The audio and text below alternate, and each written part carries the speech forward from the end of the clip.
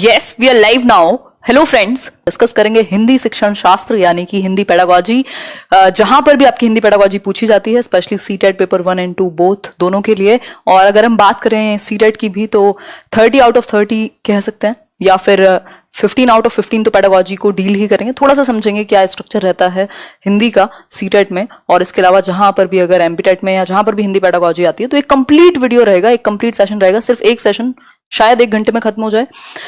जितने भी main topics हैं हिंदी पेडागोजी का, बिल्कुल जो क्रक्स है उसको अच्छे से डील कर लेंगे, एक एक एग्जांपल एकदम डिस्कशन के थ्रू बिल्कुल क्लियर, ताकि आप आगे भूले ना। और इससे आसान कुछ नहीं है, मतलब ये सबसे ज्यादा स्कोरिंग क्षेत्र है आपका, सबसे ज्यादा स्कोरिंग एरिया है। चाहे आप इंग्लिश मीडियम से हो, चाहे आप हिंदी मीडियम से हो, बस आपकी समझ थोड़ी सी ठीक हो तो स्टार्ट करेंगे इस एक वीडियो में। ऐसे अपना जलपान लेकर के बैठिएगा, ऐसे है ना, पेयजल। सेशन थोड़ा सा बड़ा हो सकता है बट अमेजिंग होगा। डिस्कशन बहुत अच्छा करेंगे, इवन पेडागोजी के भी कुछ टॉपिक्स आपके इसके थ्रू क्लियर होंगे। तो आ जाइए। नमस्कार, राम राम, सत श्री अकाल, अस्सलाम वालेकुम, what ever you feel connected with. Start करेंगे आज का सेशन। और एक बार मैं देख लेती हूँ आप लोग क्या धूम मचा रहे हैं यहाँ कमेंट सेक्शन में, तभी आगे बढ़ा जाएगा। बहुत ही बढ़िया। तो बहुत टाइम के बाद इतना बड़ा सेशन हो रहा है। चलिए फिर, नेटवर्क इशू नहीं, यहां से कोई इशू नहीं है। चलिए फिर स्टार्ट करते हैं आज का सेशन। क्या क्या डिस्कस करेंगे ये देख लेते हैं।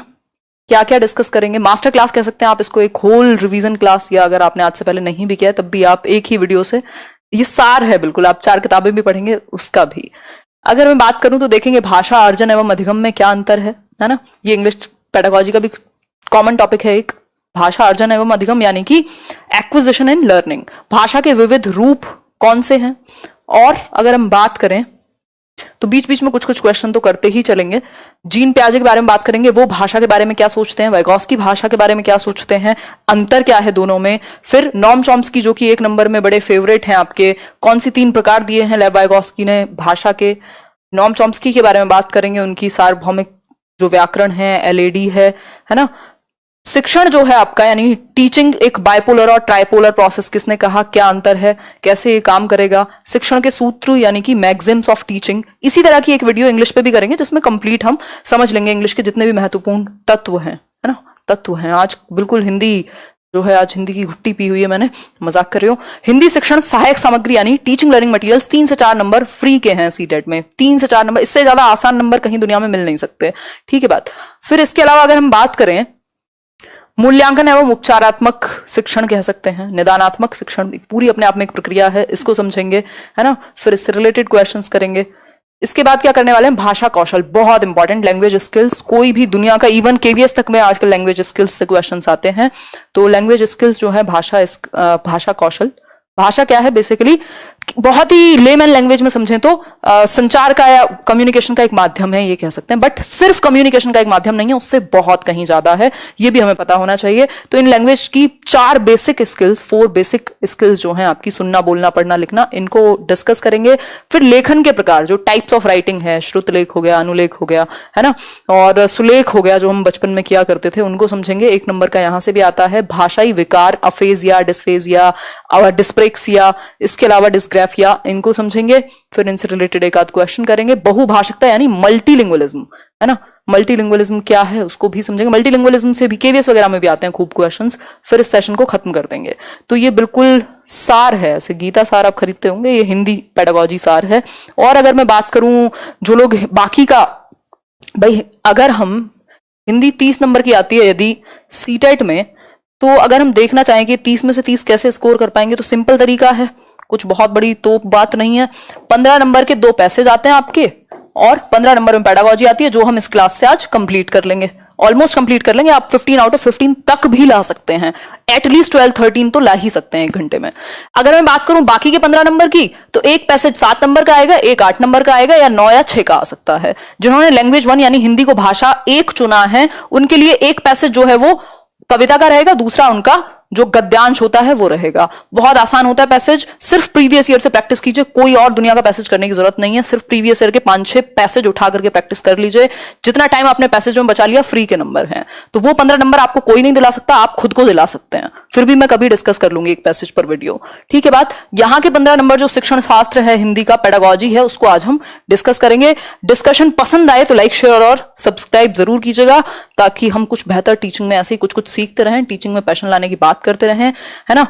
सब्सक्राइब करके ये बेल आइकन तो प्रेस करना ही है जिन्होंने नहीं किया है, नोटिफिकेशन नहीं आएगा आगे के वीडियोस का नहीं तो, और ऑल नोटिफिकेशंस ऑन करना होता है। आज भाषा अर्जन एवं अधिगम, भाषा अर्जन एवं अधिगम। शुरू करते हैं आज की कहानी, बिल्कुल तसल्ली से बैठ के समझेंगे। और जिनका समय व्यर्थ होता है ना पढ़ते समय, दिन भर जो पूरी जो एंटरटेनमेंट की वीडियोस देखते हैं सुबह शाम तक, जब पढ़ाई के नाम पे अगर 2 बातें एक्स्ट्रा हो जाएं तो इनका समय व्यर्थ हो जाता है। तो ऐसे लोग कृपा करके अवॉइड करें ये वीडियो, है ना। स्टार्ट करते हैं। सुबह से शाम तक ये सास बहू की कहानियां देख लेंगे, और अगर टीचर 2 बातें थोड़ी ठीक कर दे जिससे इंटरेस्ट बना रहे तो इनके हो जाती है समस्या। खैर कोई बात नहीं, ये तो हुई मजाक की बात। चलें स्टार्ट करें फिर। कोई बात नहीं गायत्री, नाम नहीं लूंगी मैं आज बीच में, क्योंकि टॉपिक है और इसमें अच्छी खासी एनर्जी लगती है टॉपिक डिस्कशन में, है ना। आ जाइए, अगर 1 मिनट में शुरू करते हैं फिर। भाषा अर्जन और अधिगम। अर्जन आप जानते हैं एक्विजिशन। चलिए स्टार्ट करते हैं, बीच में नहीं रुकेंगे। 5 मिनट हमने दे दिए हैं शुरुआत के इंट्रोडक्शन के लिए। आज मजा आने वाला है, ज्यादा खतरनाक मजा आएगा आज।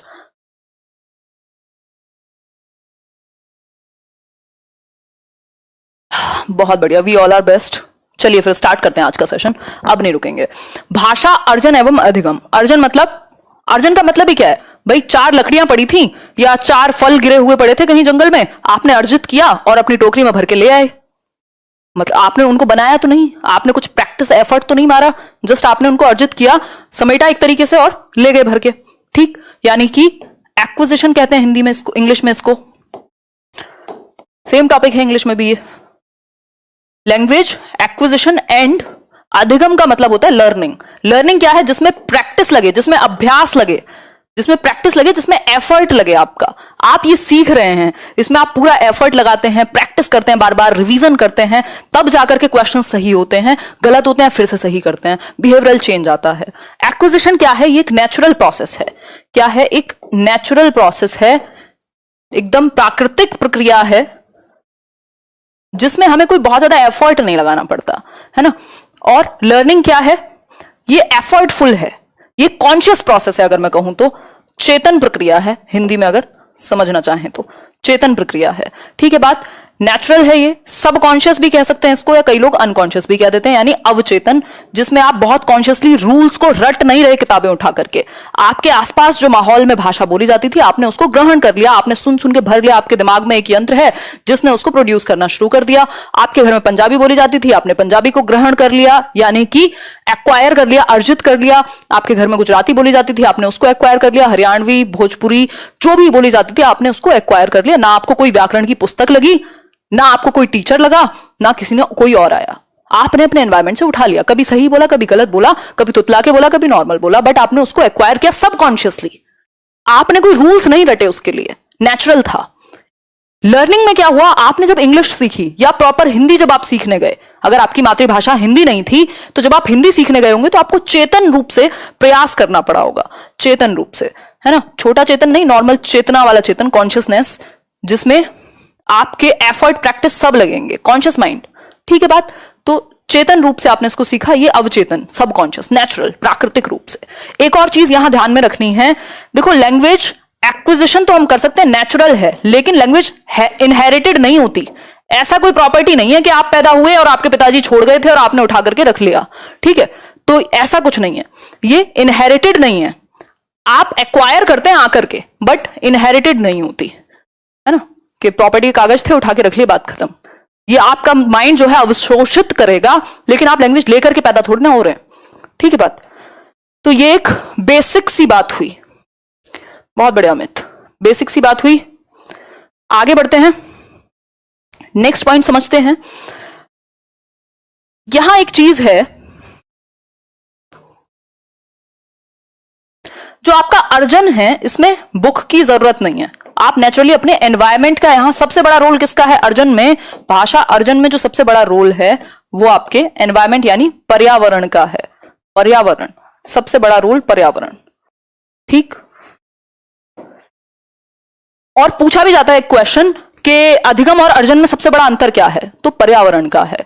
अधिगम में आपकी प्रैक्टिस, एफर्ट, सारी चीजें लगेंगी। यहां रूल भी काम आएंगे, यहां आपका एनवायरमेंट तो है ही, इसके अलावा बुक्स भी हैं और सारी कॉन्शियस प्रोसेसेस लग जाएंगे आपको बाकी चीजें सीखने में। देखो ये जो अर्जन है हम बहुत आसानी से कर लेते हैं एडोलेसेंस से पहले पहले, या फिर कहें तो 6 साल तक की उम्र में, जो 2 से 6 वर्ष का टाइम पीरियड है, सबसे तेजी से हम भाषा ग्रहण करते हैं।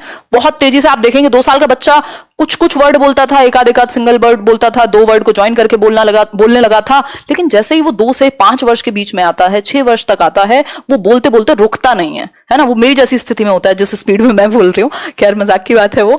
तो उस स्थिति में क्या है, मतलब उसका जो लैंग्वेज एक्विजिशन डिवाइस, जिसको नॉम चॉम्स्की कहते हैं, या कह सकते हैं भाषा विकास की सबसे तीव्र गति है, मतलब सबसे इन्फ्लुएंशियल टाइम है, सेंसिटिव पीरियड है 2 से 6 वर्ष। सबसे तेजी से बहुत सारे शब्द, लगभग 30-40 वर्ड से भी ऊपर एक दिन में सीख लेगा, है ना। तो 2 से 6 वर्ष जो है सबसे तेजी से भाषा का विकास होगा, सबसे तेजी से, सबसे तेज होगा भाषा विकास। अर्ली चाइल्डहुड यानी पूर्व बाल्यावस्था भी कह देते हैं इसको, ठीक है बात। आशीष द्विवेदी कह रहे हैं हिंदी की क्लास इंग्लिश में ना लिखिए। देखो मेरे को आप सभी जानते हैं, मतलब मेरे को क्या होता है, मुझे आप सभी जानते हैं, ठीक। तो मुझे सभी जानते हैं आप लोग, और मेरा एक स्टाइल भी है, और दूसरा बहुत सारे इंग्लिश मीडियम के भी लोग हैं, उनको भी समझ में आ जाता है, और बोल तो मैं हिंदी में भी रही हूँ। तो बातों पे मत जाओ, इन सब चीजों पे मत जाओ, मेन उद्देश्य आपको समझ में आना है ना। यहाँ आप कोई वो थोड़ा ना कि आप बहुत ही छोटी स्थिति में है कि मतलब बहुत छोटे हैं, अब आपको जो है कॉन्सेप्ट खराब हो जाएंगे आपके, है ना। बाइलिंगुअल चल सकता है। तो सबसे तेज कब सीखेंगे आप भाषा? 2 से 6 वर्ष में, ठीक हो गई बात। ये नेचुरल है, वो एफर्ट के साथ आएगा, कॉन्शियस प्रोसेस है, ये सब कॉन्शियस है। यहां एनवायरमेंट मेन रोल प्ले करेगा, वहां बाकी फैक्टर्स भी आपके मेन रोल प्ले करेंगे, ठीक है बात। क्लियर बात, आगे बढ़े नेक्स्ट पॉइंट पर, आपकी इच्छा हो तो। यहां तक की बात क्लियर हो गई? चलिए फिर आगे बढ़ते हैं। तो अर्जन में क्या होगा, जनरली सामान्य तौर पर आप अपनी मदर टंग को, जो मातृभाषा जिसको हम कह रहे हैं, मदर टंग को हम क्या कर रहे हैं, एक्वायर करते हैं, अर्जित करते हैं। भाई हमारे एनवायरनमेंट में बोली जाती थी ऐसे मदर टंग, वो ऐसे बहुत ही एक बेकार सा पीछे है, जो हमारे एक टीचर थे बहुत पुराने, वो मारते थे कि मदर टंग का मतलब ये नहीं है कि ऐसे माँ की जीभ तो आप लिख दें कि लाल, है ना, रेड नहीं लिखना है। मदर टंग जो भी आपके घर में आसपास माहौल में भाषा बोली जाती हो, तमिल, तेलुगु, हिंदी, जो भी हो सकती है। तो मदर टंग को जनरली अर्जित किया जाता है, एक्वायर्ड होती है, किसी किताब किसी चीज की जरूरत नहीं होती आपको। हालांकि इसका जो व्याकरण है, प्रॉपर स्टैंडर्ड मानक रूप जो है, वो बाद में आप किताबों से भी सीख सकते हैं, बट लैंग्वेज को एक्वायर करने में, ठीक ठाक से बोलने में, यूज करने में आपको कोई समस्या नहीं होती, आप अपने एनवायरमेंट से उठा लेते हैं, ठीक है। अधिगम में क्या है, जो बाकी आपकी कोई भी सेकेंड लैंग्वेज, कोई भी सेकेंड लैंग्वेज जो दूसरी भाषा है, या कई बार हम टारगेट लैंग्वेज भी कह देते हैं। टारगेट मतलब लक्ष्य भाषा। भाई मान लीजिए आपको इंग्लिश सीखनी है, तो वो क्या बन गई, टारगेट लैंग्वेज बन गई, लक्ष्य भाषा कह सकते हो आप उसको, या दूसरी भाषा कोई भी हो सकती है ना। भाषा हम कई भी अर्जित कर सकते हैं। अगर 2 भाषाएं बोली जाती होंगी एनवायरमेंट में, तो आप दोनों भाषाओं को एक्वायर कर लेंगे। बट बात वही है कि जनरली ऐसा होता है कि एक ही मातृभाषा को हम एक्वायर करते हैं। क्यों? क्योंकि पर्यावरण में वही बोली जाती है। अगर 2 बोली जाती तो आप 2 एक्वायर कर लेते, आपके अंदर क्षमता थी, ठीक है बात। आगे बढ़ते हैं इसी बात पर। नेक्स्ट है भाषा के विविध रूप। भाषा के विविध रूप यानी कि डाइवर्सिफाइड क्या है, एस्पेक्ट्स हो सकते हैं, रूप हो सकते हैं, प्रकार हो सकते हैं, ठीक। तो यहां हम 2 की बात कर रहे हैं जनरली, मातृभाषा और राष्ट्रभाषा। इसमें बड़ा कंफ्यूजन रहता है। आर्टिकल 343 में जो अनुच्छेद है आपका 343, उसमें बात हुई है लैंग्वेज की। और अगर हम बात करें तो मातृभाषा और राष्ट्रीय भाषा, हिंदी क्या है, मातृभाषा है, राष्ट्रीय भाषा है, राजभाषा है, क्या है हिंदी? बताइए एक बार, क्या हिंदी राष्ट्रभाषा है भारत में? बताएं एक बार, बताइए एक बार। मजा तो आएगा यदि जब डिस्कशन हम अच्छे से करते हैं, तो मजा तो बनता है, मजे की पैसे हैं, नहीं तो सब एक ही जैसे हैं फिर। बताइए एक बार, आंसर कीजिए। जी कई लोग कह रहे हैं, कई लोग कह रहे हैं नहीं। देखो हिंदी राष्ट्रभाषा नहीं है, राजभाषा है, ऑफिशियल लैंग्वेज है, राजभाषा है। 1961 या 63 में, I am not sure about it, एक बार आप चेक कर लीजिएगा। आई थिंक 63 में कोई वो आया था, एक एक्ट आया था जिसमें इसको राजभाषा बनाया गया था, यानी ऑफिशियल लैंग्वेज, और इंग्लिश को associate official language, associate official language बनाया गया था, सह राजभाषा कह सकते हो। हिंदी क्या है हमारी, राजभाषा है। हिंदी क्या है, राजभाषा है, राष्ट्रभाषा का दर्जा नहीं मिल पाया क्योंकि 15 साल बाद इंग्लिश को हटाना था, बट वो हटी नहीं और हम उस तरीके से यूज में ला नहीं पाए हिंदी को, और आज तक फिर हम हिंदी दिवस मना रहे हैं बस। तो राष्ट्रभाषा कोई नहीं है हमारे पास, ये कह सकते हैं टेक्निकली हमारे पास राष्ट्रभाषा नहीं है। मातृभाषा कोई भी वो भाषा जो आपके घर में बोली जाती हो, आपके एनवायरमेंट में बोली जाती हो इनिशियली, ठीक है। और लक्ष्य भाषा या लक्षित भाषा जो आप कहना चाहें वो कोई भी लैंग्वेज हो सकती है जिसको आप सिखाना चाहते हैं या सीखना चाहते हैं, टारगेट लैंग्वेज। भाई इंग्लिश मीडियम स्कूल है और वहां इंग्लिश सिखाना क्या है, टारगेट है, तो टारगेट लैंग्वेज क्या बन गई, इंग्लिश बन गई। अगर आप जर्मन सीख रहे हैं तो टारगेट लैंग्वेज क्या बन गई, जर्मन बन गई। संस्कृत सीख रहे हैं तो संस्कृत बन गई टारगेट लैंग्वेज, यानी लक्ष्य भाषा जिसको सिखाने का लक्ष्य है आपका। इसको आप ज्यादा यूज करते हैं तभी ऑब्वियसली बच्चा सीख पाएगा, ठीक है बात। हमेशा ध्यान रखना है जो मातृभाषा है उसका बहुत बड़ा रोल है। बच्चे का जो विकास है वो बहुत बेहतर हो पाता है यदि आप उसको मातृभाषा में इंस्ट्रक्शन दे रहे हैं, यानी आप मातृभाषा में उसको पढ़ा पा रहे हैं एटलीस्ट प्राइमरी लेवल पर, यानी कि प्राथमिक स्तर पर बच्चे को हम मातृभाषा में अनुदेशन देते हैं, इंस्ट्रक्शन देते हैं, ठीक। तो प्राइमरी लेवल पर, प्राथमिक स्तर पर मातृभाषा का इस्तेमाल करना चाहिए, ऐसा एनसीएफ भी कहेगा, ठीक है बात। तो प्राथमिक स्तर पर मातृभाषा ज्यादा बेहतर है, क्यों? क्योंकि बच्चा कंफर्टेबल होगा, वो एकदम नेचुरली स्वाभाविक रूप से यूज करेगा और सीख पाएगा। भाषा क्या है, एक माध्यम ही तो है। आप बच्चे की अभिव्यक्ति जो है, उसका जो एक्सप्रेशन है, हम उसको बहुत ज्यादा इंपॉर्टेंस देते हैं। तो आप बच्चे को उसकी मातृभाषा में, हो सकता है 4 भाषाएं बोलने वाले बच्चे हों क्लास में, उसको मौका देते हैं, उसको रोकते नहीं है या उसको हीन भावना नहीं फील कराते हैं जब वो अपनी मातृभाषा का इस्तेमाल करे, स्पेशली प्राथमिक स्तर पर, ठीक है बात। तो मातृभाषा का प्रयोग बेहतर है, कोई बुराई नहीं है, स्वाभाविक है। अगर मैं कहूं तो क्या है, स्वाभाविक है, ठीक है बात। यहां तक की बात क्लियर?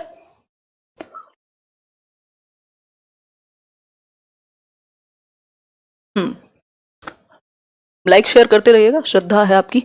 बाकी जिस दिन मैं डिस्कशन में होती हूँ तो मैं डूब जाती हूँ, याद नहीं रहती है ये सब चीजें। बच्चे अपनी मातृभाषा का प्रयोग करते हुए हिंदी भाषा की कक्षा में अपनी बात कहते हैं।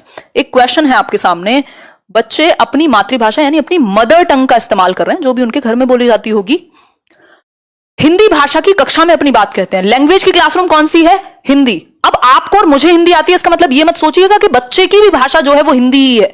मातृभाषा है, यहां कुछ भी लिखा नहीं है कि उसकी मातृभाषा हिंदी है या कुछ और है। तो हो सकता है उसकी मातृभाषा तमिल हो यहां। तो मातृभाषा का प्रयोग कहां कर रहा है बच्चा, हिंदी की कक्षा में, यानी हिंदी का पीरियड चल रहा हो और बच्चा अपनी मातृभाषा में जवाब दे या खुद को अभिव्यक्त करे, एक्सप्रेस करे। यह बात क्या है, कैसी है ये बात? स्वाभाविक है, निंदनीय है, निंदा करेंगे आप, विचारणीय है या अनुचित है? जवाब दीजिए एक बार, जनता जवाब नहीं चाहती है।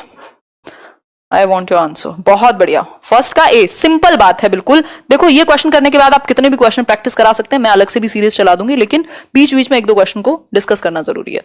स्वाभाविक है यानी कि नेचुरल है भाई, नेचुरल है, उसको वही आती है तो वो अभी धीरे धीरे सीख लेगा ना एनवायरमेंट से। अगर हिंदी की बात करें तो नेचुरल है, स्वाभाविक है, क्योंकि उसने वही स्वाभाविक रूप से, नेचुरल रूप से अपने एनवायरमेंट से अर्जित किया था उसने, जो भी उसकी मातृभाषा थी उसको, ठीक है बात। हिंदी तो धीरे धीरे सीखेगा ना, अधिगम होगा हिंदी का, तो अर्जन किसका हुआ, मातृभाषा का। जीन प्याजे की बात कर लेते हैं। जीन प्याजे बहुत ही ज्यादा इंपॉर्टेंट, एमिनेंट, अहम व्यक्ति हैं बाल विकास के अंदर, और हमने इनकी थियोरी जीन प्याजे, वाइगॉस्की और कोहलबर्ग को एक कंप्लीट सेशन में अभी कुछ ही टाइम पहले डिस्कस किया। वो सेशन ना देखा हो देख लीजिएगा। जीन प्याजे की बात कर लेते हैं। जीन प्याजे हैं क्या? जीन प्याजे एक स्विस साइकोलॉजिस्ट, फिलोसोफर, और भी क्या क्या है पता नहीं, जेनेटिक एपिस्टेमोलॉजिस्ट कह सकते हैं इनको। इन्होंने भाषा की जो बेसिकली बात की है, इन्होंने लैंग्वेज की अगर हम बात करें तो लैंग्वेज को बहुत ज्यादा महत्व ना देकर के, बल्कि ये कहा है कि जो संज्ञानात्मक विकास है उससे जुड़ी हुई है भाषा।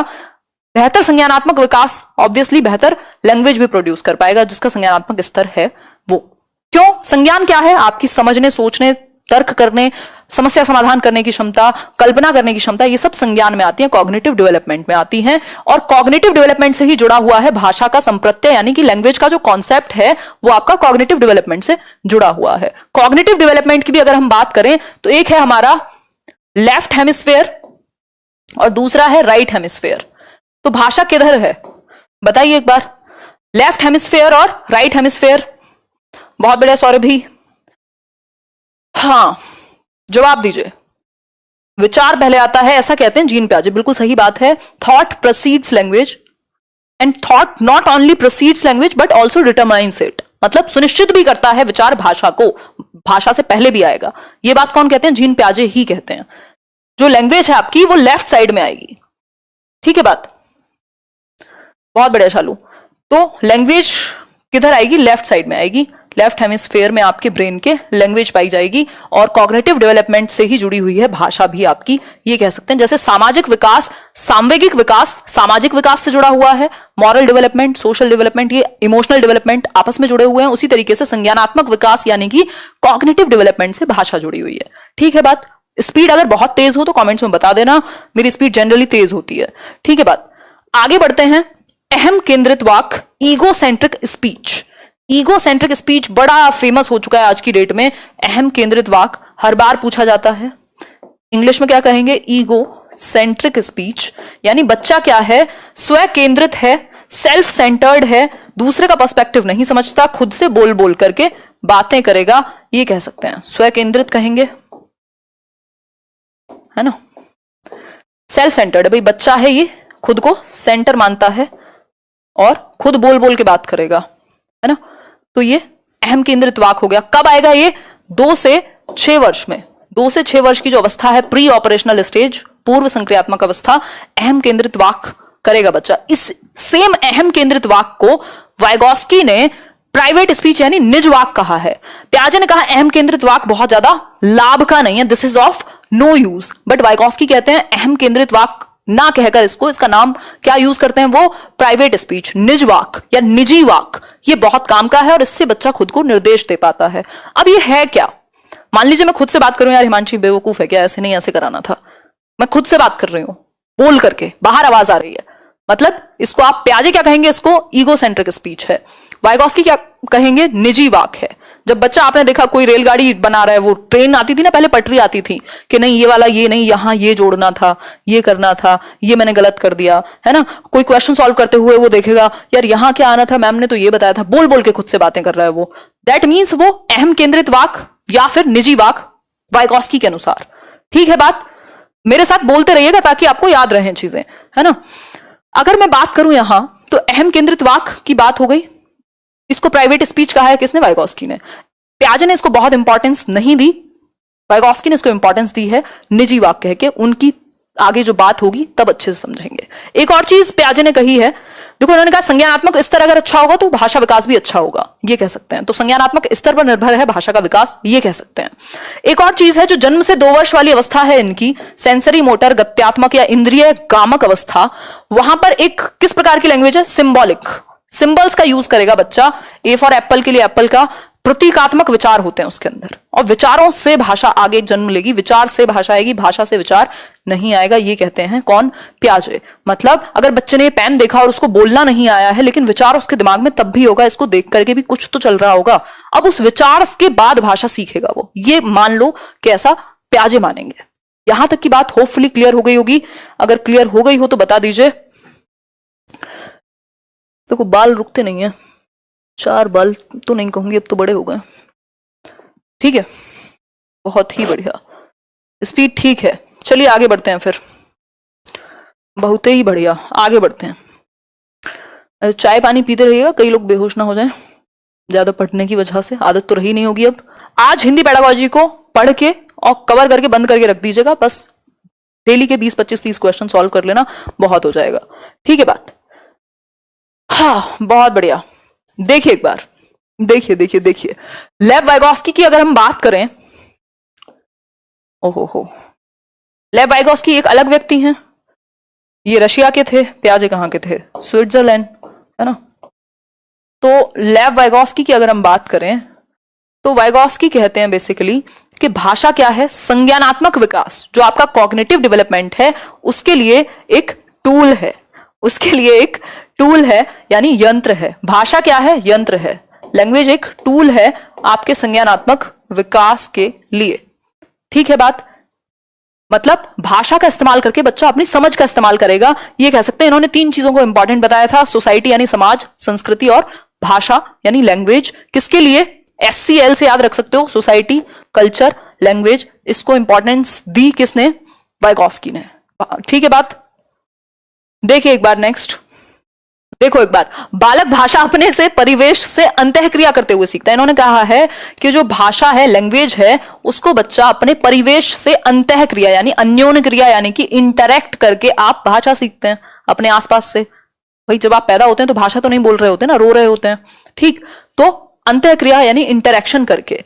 इनके अनुसार निजी भाषा बालक के संज्ञानात्मक विकास में सहायक होती है। अब वही निजी भाषा जिसकी बात हम अभी प्याजे के केस में कर रहे थे कि बच्चा बोल बोल के बात करता है, अहम केंद्रित वाक्य जिसको कहा है किसने, प्याजे ने। लेकिन वाइगॉस्की क्या कह रहे हैं, निजी भाषा कह रहे हैं इसको, निजी भाषा कह रहे हैं, प्राइवेट स्पीच कह रहे हैं इंग्लिश में कहूं तो। और ये क्या है, सहायक है, हेल्पफुल है भाषा के विकास में। यानी कि बच्चा खुद को निर्देशन देगा किसके माध्यम से, प्राइवेट स्पीच के माध्यम से। भाई जब बच्चा कह रहा है कि यहां जो है, मान लीजिए यहां 2 लिखा है, यहां 4, कि अच्छा ये क्या होगा, ये तो मल्टीपल हो सकता है, ये हो सकता है, वो खुद से बोल करके फिर 4 को यहां लाने की कोशिश कर रहा है। मतलब कि वो खुद को निर्देश देता है, डायरेक्शन देता है, अपने खिलौनों को जोड़ने में लगा हुआ है, खुद को ही डायरेक्शन देगा, नहीं इसको ऐसे नहीं ऐसे घुमाऊं। मतलब वो बोल बोल करके खुद को ही एक डायरेक्शन देने का प्रयास कर रहा है। ठीक है बात, तो ये एक बेसिक सी बात हो गई। इसी को अहम केंद्रित वाक्य किसने कह दिया, जीन प्याजे ने। हाँ, बहुत ही बढ़िया अंकिता, कितनी जागरूकता फैला रही हैं।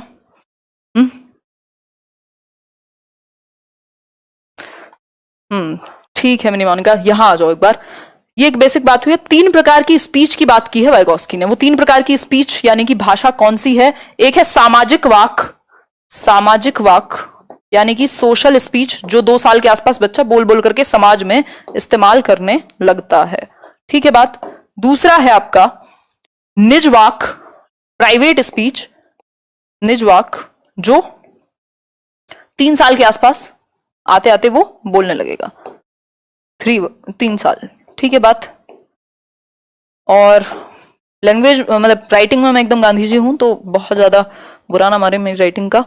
दूसरा क्या है, तीसरा प्रकार क्या हुआ, साइलेंट इनर स्पीच। अब साइलेंट इनर स्पीच को जो भी कहते हो हिंदी में, मतलब अब वो मन में बोलने लगेगा, एक टाइम के बाद उसको बाहर बोलने की जरूरत ही नहीं है। साइलेंट इनर स्पीच, ये 6 वर्ष के आसपास, 4 से 6 भी कह देते हैं कई लोग, 6 वर्ष के आसपास, 6 years ऑफ एज। ठीक है, ये जो मैं भूत बनी हुई हूं इसको ठीक कर लेती हूं। इतने आप क्या करो, एक बार इसको रिवाइज कर लो कि 3 प्रकार कौन से हैं। सामाजिक वाक यानी सोशल स्पीच, यानी कि बच्चा जो है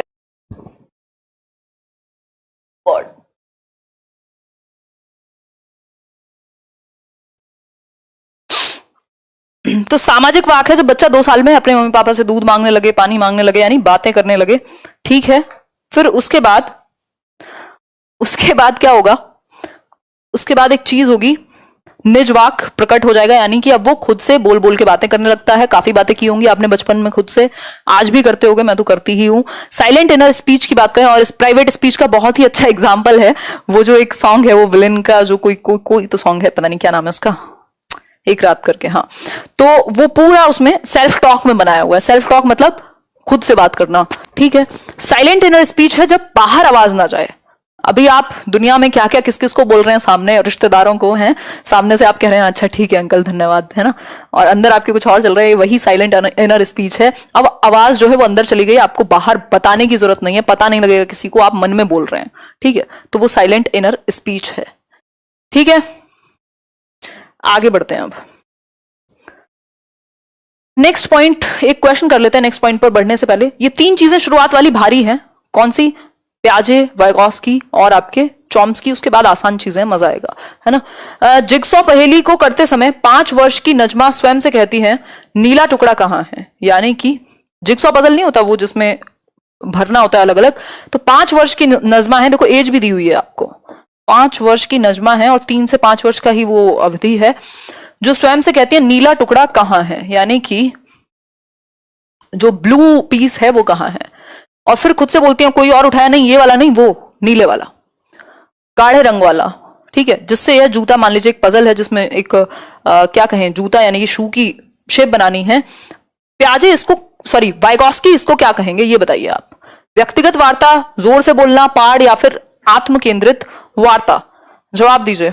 बहुत बढ़िया, आंसर क्या होगा इसका, ए। अगर प्याजे लिख दिया होता यहीं तो इसका आंसर हो जाता डी, लेकिन ये वाइगॉस्की पूछा है व्यक्तिगत वार्ता या फिर निज वाक या फिर प्राइवेट स्पीच। अहम केंद्रित वाक ईगोसेंट्रिक स्पीच प्याजे ने कहा है, ना कि वाइगॉस्की ने। और हमसे पूछा था वाइगॉस्की क्या कहेंगे। ये जो पार्ड यानी कि स्कैफोल्डिंग है और जोर से बोलना, ये डिफरेंट चीजें हो गई। आगे बढ़ जाते हैं, नॉम चॉम्स्की पर आ जाते हैं। नॉम चॉम्स्की बहुत ही फेमस व्यक्ति हैं, अभी भी जिंदा हैं बट काफी बूढ़े हो चुके हैं। ठीक है बात, एक अमेरिकन लिंग्विस्ट हैं। अगर हम बात करें नॉम चॉम्स्की की, तो बताओ एक बार नॉम चॉम्स्की से क्या क्या याद आता है। पहले तो पढ़ा ही होगा, ऐसा तो नहीं है। सीटेट के तो डेट भी जा चुकी है, अब तो आपको मुझे पढ़ाना चाहिए कायदे में और मुझे बैठना चाहिए आराम से। बहुत ही बढ़िया। आंसर क्या होगा, मतलब नॉम चॉम्स्की क्या?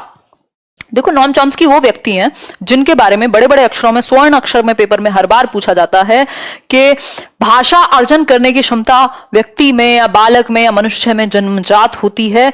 तो ऊपर से आंसर आपको फेंक के मारना है, नॉम चॉम्स्की। ठीक है बात। तो प्रत्येक बालक भाषा सीखने की जन्मजात शक्ति या फिर क्षमता के साथ पैदा होता है, यानी we humans have an innate capability to learn language या एक्वायर लैंग्वेज। लर्न भी नहीं कहेंगे, एक्वायर कहेंगे। ठीक, तो जन्मजात शक्ति के साथ हम पैदा होते हैं भाषा को एक्वायर करने की, अर्जित करने की। लेकर के भाषा पैदा नहीं हुए हम, लेकिन हमारे अंदर वो क्षमता है। उस क्षमता को कह सकते हैं हम, ये एक्वायर करने में कौन सी चीज मदद करेगी? एक यंत्र है हमारे, वॉइस बॉक्स में कह देते हैं कई लोग। वैसे ये कहीं मिला नहीं है, हाइपोथेटिकली है, परिकल्पनात्मक ही है। अदरवाइज आपकी सर्जरी की जाए तो निकाला नहीं जा सकता इसको, है ना। तो लैंग्वेज एक्विजिशन डिवाइस यानी भाषा अधिग्रहण यंत्र कह देंगे इसको। एल फॉर लैंग्वेज यानी भाषा, एक्विजिशन यानी अधिग्रहण या अर्जन, डिवाइस यानी कि यंत्र। ठीक, भाषा अर्जन यंत्र कहेंगे, भाषा अर्जन यंत्र। जिन लोगों को नींद आ रही हो वो अपने आप को जोक सुनाए, खुद जोक बन जाए। डिवीजन क्या, डिवाइस, यंत्र। मुझे लग रहा है मुझे ही आ गई है। ठीक, तो भाषा अर्जन यंत्र या भाषा अधिगम यंत्र जो है, अर्जन ही कहेंगे, ये मदद करता है हमें ह्यूमंस को भाषा को एक्वायर करने में, अपने एनवायरनमेंट से अवशोषित करने में और ग्रामर रूल्स को जनरेट करने में। तो कई बार क्वेश्चन आ जाता है, उसमें कंफ्यूजन हो जाती है कि लैंग्वेज एक्विजिशन डिवाइस क्या करता है। तो जनरेट ग्रामर रूल्स, जो व्याकरण के नियम हैं या लैंग्वेज में जो भाषा को एक्वायर करना है, उसमें ये मदद करेगा। कौन? LAD। ठीक है बात। व्याकरणिक नियमों से लेके भाषा को सीखने तक ये लैंग्वेज एक्विजिशन डिवाइस मदद करेगा। कब से कब तक बहुत ज्यादा प्रभावशाली रहेगा? जो आपका अर्ली चाइल्डहुड है, यानी कि लगभग 5 वर्ष तक, 6 वर्ष तक ये बहुत ज्यादा प्रभावशाली यानी इफेक्टिव रहेगा। उसके बाद आपको प्रॉब्लम होती है लैंग्वेज को एक्वायर करने में।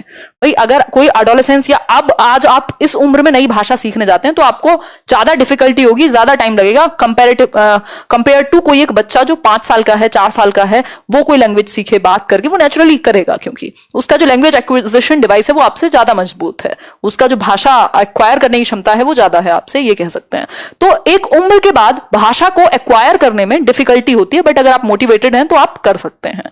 लेकिन वो लर्निंग कहलाएगी, एक्विजिशन नहीं, क्योंकि एक्वायर करना नेचुरली आप एक्वायर कर रहे हैं। अब तो आप पूरे ग्रामेटिकल रूल्स आपने रेनिन मार्टिन से लेकर और पता नहीं क्या क्या पढ़ डाली होगी। ठीक है बात। विश्व की सभी भाषाएं एक ही मूल व्याकरण यानी यूनिवर्सल ग्रामर से संबद्ध हैं, जिसे समझने में LAD हमारी सहायता करता है। मतलब यूनिवर्सल ग्रामर यानी कि कुछ रूल्स ग्रामर के हमारे ब्रेन में हार्ड वायर्ड होते हैं और वो कहीं ना कहीं हर एक लैंग्वेज में कॉमन होते हैं, ये कह सकते हैं। तो ये जो यूनिवर्सल ग्रामर है, इसको समझने में, जो किसी भी लैंग्वेज की ग्रामर है जो हार्ड वायर्ड होती है, कुछ ऐसी मिस्टेक्स होती हैं जो हम करते ही नहीं है, जो हम नेचुरली एक्वायर कर लेते हैं ग्रामर में। ठीक, तो वो यूनिवर्सल ग्रामर यानी कि ये जो यूनिवर्सल ग्रामर है, इसको एक्वायर करने में, किसी भी भाषा के जो हार्ड वायर्ड रूल्स हैं हमारे दिमाग में, उनको एक्वायर करने में, उनको समझने में, यूज करने में लैंग्वेज एक्विजिशन डिवाइस हमारी मदद करता है। ठीक हो गई बात यहां पर? ठीक है बात। कोई समस्या हो तो बताओ, आगे बढ़ते हैं। चॉम्स्की की कहानी खत्म हुई। भाषा अर्जन क्षमता किसके साथ संबंधित है, यानी कि लैंग्वेज एक्विजिशन एबिलिटी या लैंग्वेज एक्वायर करने की जो क्षमता है वो किसके साथ संबंधित है? प्याजे, चॉम्स्की, स्किनर या फिर ब्रूनर? बताइए एक बार। प्याजे ने नहीं कहा कि लेफ्ट में होगी जो लैंग्वेज है, वो इन जनरल एक स्टेटमेंट दिया मैंने, वो पियाजे ने नहीं कहा है कि भैया लेफ्ट में होगी लैंग्वेज। ये तो हम जनरली सामान्य तौर पर ऐसा मानते हैं कि एक लेफ्ट हेमिस्फेयर ब्रेन में, एक राइट है, राइट में क्रिएटिविटी होगी, लेफ्ट में लैंग्वेज होगी, तो उसको पियाजे से बिल्कुल नहीं जोड़ना है, ऐसी गलती हमें नहीं करनी है। बस यही एक समस्या है ऑनलाइन में कि कई बार ऐसी कंफ्यूजन बन जाती है ऑटोमेटिकली कि हम कुछ और ग्रहण कर लेते हैं, सामने वाला कुछ और कह रहा होता है ना। बताओ एक बार, भाषा अर्जन क्षमता, सिंपल बात है, चॉम्स्की से जुड़ी हुई है, नॉम चॉम्स्की से। जब भी लैंग्वेज एक्विजिशन की बात आ जाए या भाषा को अर्जन करने की क्षमता जन्मजात है, ये कौन व्यक्ति कहेगा? चॉम्स्की कहेंगे। और जितना कम उम्र हम जल्दी से कर लेते हैं, बाद में हमें प्रॉब्लम होती है। हमारे अंदर लैंग्वेज एक्विजिशन डिवाइस है जिसकी सहायता से हम कर लेते हैं। और क्या है, सार्वभौमिक व्याकरण और इन सब की बात इन्होंने ही की है। आगे बढ़ जाते हैं। शिक्षण त्रिआयामी है। ये एक ऐसा क्वेश्चन है जो आपको सुपर टेट, केवीएस, दुनिया के हर टीचिंग एग्जाम में कभी कभार आपकी किस्मत ठीक हो देखने को मिल जाता है। सीटेट में भी एक बार, सीडीपी में भी आया हुआ है।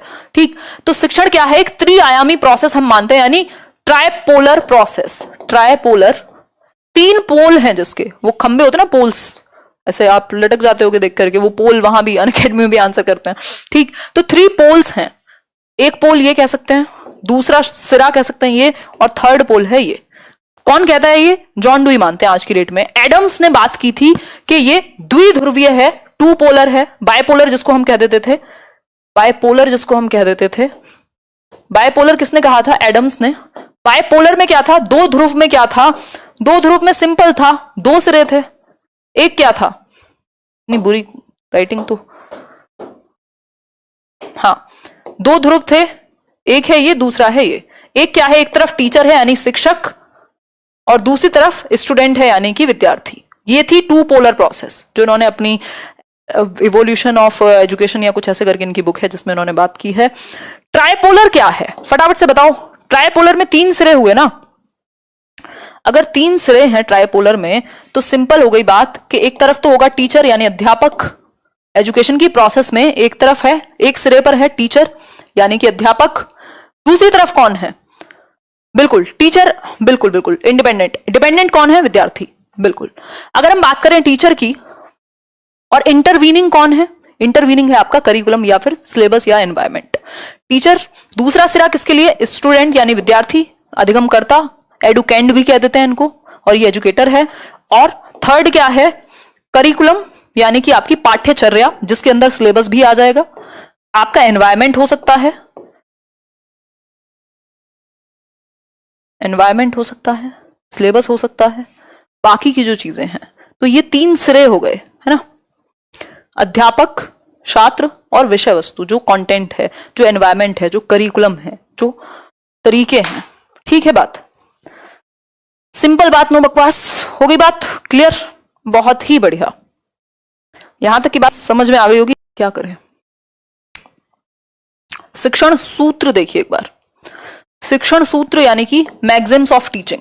ये बेसिकली ऐसी माने जाने वाले कुछ सूत्र हैं जिनको यूज करके आप अपनी टीचिंग को इफेक्टिव बना सकते हो। अफेक्टिव नहीं, कई लोग अफेक्टिव बोलते हैं। अफेक्टिव मतलब इमोशंस से रिलेटेड, सामवेगिक, उसका कोई मतलब ही नहीं है। अफेक्ट करना मतलब प्रभाव कर दे आप पर, वो एक अलग सेंस में यूज होता है। इफेक्टिव मतलब प्रभावी। आप बेहतर बना सकते हो अपनी टीचिंग लर्निंग प्रोसेस को यदि आप इन सूत्र का, इन मैग्जिम्स का इस्तेमाल करते हो। बहुत लार्ज स्केल पे इनको माना जाता है कि अगर इन, बहुत सारे सूत्र हैं, ये तो जस्ट मैंने आपको बहुत मोस्ट फेमस वाले लिए हैं। ठीक है बात।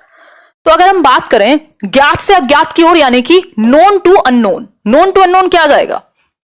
भाई हम हमेशा एक चीज, एक बात, एक प्रिंसिपल फॉलो करते हैं कि बच्चा जो जानता है, जो उसका पूर्व ज्ञान है, जो उसकी प्रीवियस नॉलेज, जो वो लेकर के आया है, उसका इस्तेमाल करके उसको उस नॉलेज से जोड़ के आगे हम कुछ नया सिखाते हैं। तो नोन टू अननोन लेकर के जाते हैं। इस एक मेथड को, आपका एक मेथड है, इस एक अप्रोच को फॉलो करता है इंडक्टिव मेथड, यानी आगमन विधि। एग्जाम्पल टू रूल की तरफ लेकर के जाएगा। एग्जाम्पल क्या है? बच्चे को पता होगा, आपने वो एग्जाम्पल दिया जो वो पहले से जानता था, फिर आपने एक रूल बताया उसे जो पहले से नहीं जानता था, यानी अज्ञात था ये रूल। तो नोन टू अननोन चले गए आप। सिंपल बात। चलिए आगे बढ़ते हैं। नेक्स्ट है मूर्त से अमूर्त की ओर। मूर्त से अमूर्त यानी कि कॉन्क्रीट से एब्स्ट्रैक्ट की ओर। कॉन्क्रीट क्या है? जिसको टच फील किया जा सके। तो आप बच्चों को ज्यादातर चीजें, चाहे वो टीचिंग लर्निंग मटेरियल हो, ग्लोब हो, कुछ और हो, वो आप दिखाते हैं, पिक्चर्स दिखाते हैं, क्योंकि उनको वो देख सकता है, टच कर सकता है, फील कर सकता है ना। और अमूर्त की तरफ यानी एब्स्ट्रैक्ट चीजें जिनको वो नहीं जानता उसकी तरफ लेके जाते हैं। सरल से जटिल हमेशा आप देखते हैं, पहले इजी टू कॉम्प्लेक्स जाते हैं हम। पहले मुश्किल चीजें नहीं, पहले आसान चीजें सिखाते हैं, फिर उसके बाद हर एक क्लास में भी आपका जो सब्जेक्ट है, हर एक चैप्टर में वो चीजें ऐड होती रहती हैं। इजी टू कॉम्प्लेक्स की अप्रोच फॉलो करते हैं। तो इन तीनों चीजों को अगर हम फॉलो करेंगे तो बच्चे ज्यादा बेहतर तरीके से सीख पाएंगे। यहां के लिए इतना ही था। शिक्षण सहायक सामग्री, एक दो पॉइंट और बचते हैं आपके, वो लेखन के प्रकार बचते हैं, कुछ क्वेश्चन बीच बीच में है ही। शिक्षण सहायक सामग्री देखो एक बार पढ़ लो। अगर हम बात करें शिक्षण सहायक सामग्री, जो कि अपने आप में बैकबोन है टीचिंग की, रीढ़ की हड्डी के जैसी है, जिससे आप इफेक्टिव बना सकते हो अपनी टीचिंग लर्निंग को, बहुत प्रभावी बना सकते हो, सप्लीमेंट कर सकते हो।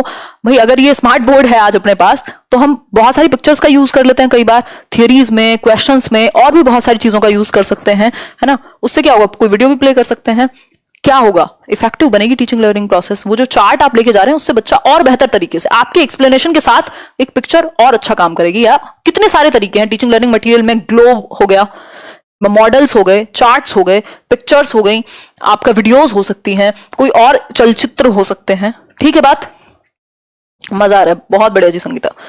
ठीक है, ये मजे के पैसे अलग से हैं, मजाक कर रही हूँ। खैर देखो एक बार, दृश्य सामग्री यानी कि ये भी तीन प्रकार की हम जनरली लेते हैं, बट इसको हम फोर्थ को भी थोड़ा सा डिस्कस करेंगे। दृश्य सामग्री यानी विजुअल एड्स। विजुअल यानी कि जिसको आप देख सको। टैक्टाइल मटेरियल वो होता है जिसको आप टच कर सको। तो जिनको विजुअली देखने में प्रॉब्लम होती है उनके लिए टैक्टाइल मटेरियल यानी टच करना, जैसे ब्रेल लिपि है, उसका इस्तेमाल होगा। ये विजुअल जो है ये डिफरेंट है। जिनको विजुअली प्रॉब्लम है उनके लिए टैक्टाइल, वो मैंने आपको कनेक्ट करके बताया है। अदरवाइज विजुअल का मतलब टैक्टाइल नहीं होगा। ठीक है बात? टैक्टाइल मतलब टच करके। तो विजुअल एड्स कौन से हैं? चार्ट हो गया, आपका मॉडल हो गया, आप कोई पिक्चर दिखा रहे हैं। वो जो कैमरा आता था ना, वो ताजमहल में मिलता था पहले छोटा सा, उसमें पिक्चर्स चलती रहती थी, वो विजुअल ही है एक तरीके से। जो चार्ट आप दिखा रहे हैं वो विजुअल ही है। जो आप मैप दिखा रहे हैं यदि, तो वो विजुअल ही है। श्रव्य मतलब audio, auditory. Audio aids, audio मतलब सुन सके, जिसमें वो क्या हो सकता है? ग्रामोफोन, और पहले तो बहुत 70 तरह की चीजें आती थी, रेडियो, इस तरीके की चीजें जिनसे वो सुन सके। तो जिस बच्चे को देखने में प्रॉब्लम है वो सुन सकता है क्लियरली, जिसको सुनने में प्रॉब्लम है वो देख करके समझ सकता है। तो आप अकॉर्डिंगली यूज करते हैं इनको, आपके यूज पे डिपेंड करेगा। देखो टूल्स सारे आपके पास हैं, बट अगर आपको यूज करने आते होंगे तभी काम के हैं वो, अदरवाइज सब ऐसे रखा रह जाएगा। ठीक है बात? 5 रुपए लेंगे मजाक के? हाँ, पूरे 5 रुपए लगेंगे, पूरे 5 से एक कम नहीं, एक ज्यादा नहीं। ताजमहल दिखा रहे, बचपन में बहुत भयंकर देखा है, मेरे मामा जी रहते थे वहां, पता नहीं कितनी बार। दृश्य श्रव्य सामग्री, दृश्य श्रव्य सामग्री की अगर हम बात करें तो ये ऑडियो विजुअल एड्स, जिसमें आवाज भी आएगी और दिखेगा भी। जैसे अभी आप लेट्स लर्न पे देख रहे हैं, तो ये ऑडियो विजुअल हो चुका है, या टीवी कह सकते हैं। प्रोजेक्टर में तो नहीं आती, प्रोजेक्टर तो विजुअल ही रहेगा, है ना। तो उसमें स्लाइड्स आगे पीछे चलेंगे। ठीक है बात? तो यहां तक की बात क्लियर हो गई। वो ऑडियो विजुअल में टेलीविजन आ जाएगा, कंप्यूटर वगैरह भी आ जाएंगे, वो आईसीटी में आ जाता है, खैर इंफॉर्मेशन कम्युनिकेशन टेक्नोलॉजी में। अब क्रिया सहायक सामग्री क्या है?